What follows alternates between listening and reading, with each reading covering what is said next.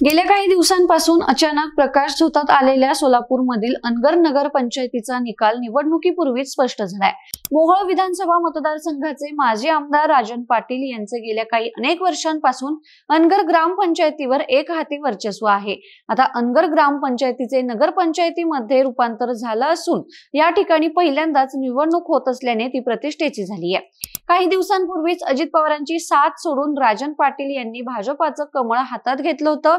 त्यामुळे अनगर नगर पंचायत निवडणूक न लढवताच भाजपच्या पदरात पडेल असा अंदाज होता। मात्र या ठिकाणी अजित पवारांनी नगराध्यक्ष पदाच्या उमेदवार म्हणून उज्ज्वला थिटे यांना रिंगणात उतरवून राजन पाटील यांच्या अनगर मधील एकाधिकारशाहीला आव्हान दिलं होतं।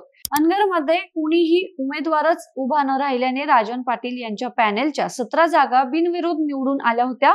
तर नगराध्यक्ष पदासाठी राजन पाटील यांची सून प्राजक्ता अजिंक्य राणा पाटील या रिंगणात आहेत।